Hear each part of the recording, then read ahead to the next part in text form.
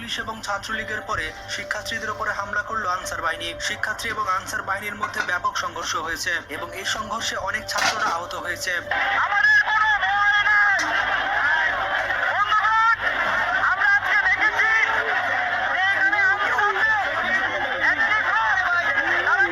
শিক্ষার্থীকে রক্তাক্ত করেছে আনসার বাহিনী। অবাক করা বিষয়টি হচ্ছে আনসার বাহিনী শিক্ষার্থীদের উদ্দেশ্য করে 20 রাউন্ড গুলি ছুড়েছে। আনসার বাহিনীর এত সাহস কোত্থেকে আসে যে শিক্ষার্থীর উপরে গুলি ছুড়েছে?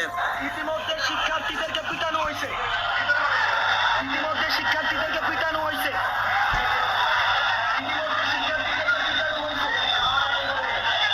এই আনসার সদস্যরা আনসার নয়, এরা আনসার নয়। আওয়ামী লীগ ফ্যাসিস্ট সময়ে যাদেরকে নিয়োগ দেওয়া হয়েছে ওই সময়ে। আপনারা দেখতে পাচ্ছেন আনসার বাহিনী শিক্ষার্থীদের উপরে কেমন করে আক্রমণ করছে। প্রথমে সচিবালয়ের সামনে আনসার বাহিনীরা একত্রিত হয় এবং পরে সচিবালয়ের সামনে শিক্ষার্থীদের সাথে সংঘর্ষ হয় আনসার বাহিনীর। অবাক করার বিষয়টি হচ্ছে এই সংঘর্ষে 35 জন শিক্ষার্থী আহত। লাঠি সুতা নিয়ে শিক্ষার্থীদের উপর হামলা, ঢাকা ইউনিভার্সিটি স্টুডেন্টদের উপরে হামলা। ফ্যাসিস্ট গভর্নমেন্ট আমাদের উপরে হামলা করে টিকতে পারেনি। এই ঘটনা নিয়ন্ত্রণ করার জন্য সেনাবাহিনী এসেছে। সেনাবাহিনী সবকিছু শান্ত করার চেষ্টা করছে। আপনারা বুঝতে পারছেন দেশকে অস্থিতিশীল করার জন্য আনসার বাহিনী এমনটা করছে। এমনি দেশের অবস্থা অনেক খারাপ। একদিকে বন্যায় মানুষের অবস্থা খারাপ হয়ে গিয়েছে, হাজার হাজার মানুষ কি করবে বুঝতে পারছে না।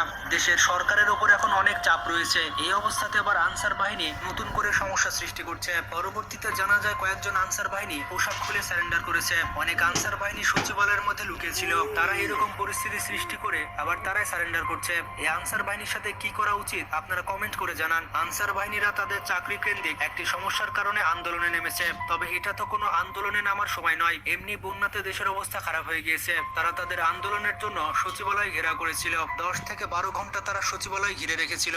আমরা রাত 10টা পর্যন্ত অপেক্ষা করেছি, তারা পুরো ঘেরাও করে রেখেছে।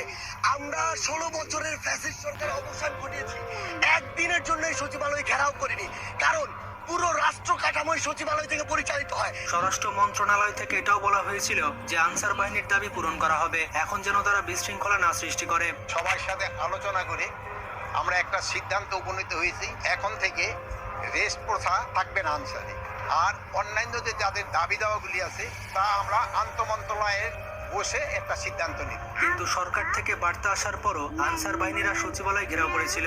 আনসার বাহিনী কতটা বাড়াবাড়ি করছে আপনারা বুঝতে পারছেন। শিক্ষার্থীরা পরিবেশ শান্ত করতে আসলে আনসার বাহিনীরা তাদের উপরে গুলি চালায়। এই আনসার বাহিনীরা কতটা পাগল বুঝতে পারছেন। তারা দেখতে পেয়েছে পুলিশ আর ছাত্রলীগের কি অবস্থা হয়েছে, কিন্তু তারপরও তারা শিক্ষার্থীদের উপরে 10 থেকে 20 রাউন্ড গুলি চালিয়েছে। অনেকে বলছে এই আনসার বাহিনীর মধ্যে আওয়ামী লীগের লোক লুকিয়ে আছে। আওয়ামী লীগের গুন্ডা পান্ডারাই চাচ্ছে দেশে অস্থিতিশীল পরিবেশ তৈরি করে রাখতে, যাতে সরকার দেশকে ভালো মতো চালাতে না পারে। কাটা ঘায়ের উপরে লবণের ছিটে দিচ্ছে এই আনসার বাহিনী। বিশ্ববিদ্যালয়ের সব শিক্ষার্থী স্বৈরাচারের দূষণ। আওয়ামী সরকারের সময় এদেরকে নিয়োগ দেওয়া হয়েছে, এরা বেশিরভাগ স্বৈরাচারের দূষণ। বন্ধুরা, অবাক করা বিষয়টি হচ্ছে 1948 সালে প্রতিষ্ঠার পর থেকে ইতিহাসের প্রতিটি গুরুত্বপূর্ণ মুহূর্তে আনসার বাহিনী উল্লেখযোগ্য অবদান রেখেছে। মহান ভাষা আন্দোলনে ময়মনসিংহের আনসার প্লাটুন কমান্ডার আব্দুল জব্বার শহীদ হন, যার আত্মত্যাগে ও অবদানে এই বাহিনী গর্বিত। কিন্তু বর্তমানে এই আনসার বাহিনী কি করছে? তারা দেশে বিশৃঙ্খলা সৃষ্টি করার চেষ্টা করছে। এখন আপনারাই বলুন এই আনসার বাহিনীর সাথে কি করতে হবে? তাদের কত বড় সাহস সচিবালয় ঘিরেছিল। বৈষম্য বিরোধী ছাত্ররা এত আন্দোলন করেছে কিন্তু সচিবালয় কখনো ঘিরে রাখেনি, কারণ পুরো দেশকে নিয়ন্ত্রণ করে থাকে এই সচিবালয়। আর 2 দিন থেকে পুরো সচিবালয়কে ঘিরেছিল এই আনসার বাহিনী। তো বন্ধুরা, আপনারা দেখতে পেলেন আনসার বাহিনী কি কর্মকাণ্ড করেছে। ভিডিওটি বেশি বেশি শেয়ার করে সবাইকে জানিয়ে দিন। ভালো থাকবেন, আল্লাহ হাফেজ।